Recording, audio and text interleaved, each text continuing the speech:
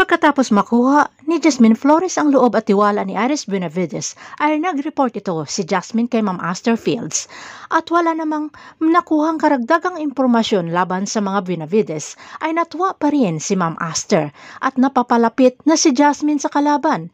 Hindi naman natakot si Jasmine sa revelasyon ni Iris na papatayin nito umano ang kabit ni Tyrone na si Jasmine Flores na walang kaalam-alam si Iris na nasa harapan niya na mismo itong si Jasmine Flores at nakikipag-cheers pa sa kay Iris. Ang importante lamang sa kay Jasmine o Lavender Fields ay mapalapit sa anak niyang si Angel, kaya pinapadubli ingat na lamang ni Madam Aster Fields itong si Jasmine.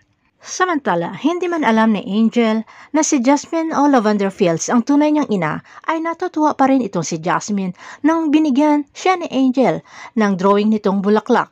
Kaya labis ang tuwa ni Jasmine sa ginawang iyon ng batang si Angel. Samantala, sinamahan naman ni Iris si Lavender Fields sa isa nitong bahay na binebenta.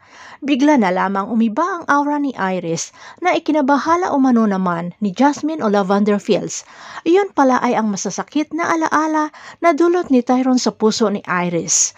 Pinakalma naman ni Jasmine o Lavender Fields itong si Iris na isipin na lamang umano ni Iris ang magagandang alaala.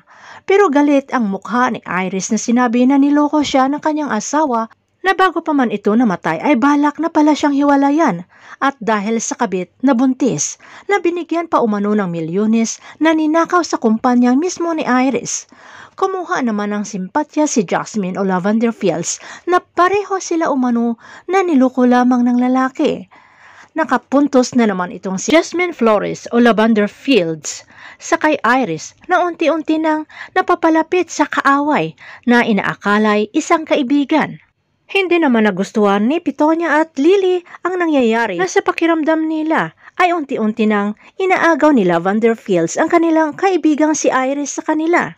Samantala, nahihiwagaan si Senior Inspector Sandro Fernandez dito sa kay Lavender Fields, ang kinikilalang pamangkin ni Aster Fields at niwalang post tungkol sa sarili, kundi puro party events lamang. At sa pag-iisa ni Sandro ay bumalik ang masayang alaala ng kanyang mapagmahal na asawa at anak bago pa man dumating ang trahedya na naiugnay sa kaso kay Tyrone De Vera at sa security nitong si Max Albano. Kaya hindi tumitigil itong si Sandro na mahanap ang salarin sa pamilya niya.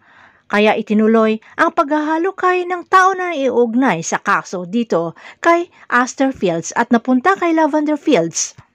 At may gustong patunayan itong si Senior Inspector Sandro Fernandez kung ang itong si Lavender Fields at si Jasmine Flores ay nag-iisa lamang. Huhulihin kaya ni Sandro Fernandez itong si Jasmine Flores o Lavender Fields o gagamitin para masolve ang kaso laban sa mga Benavides?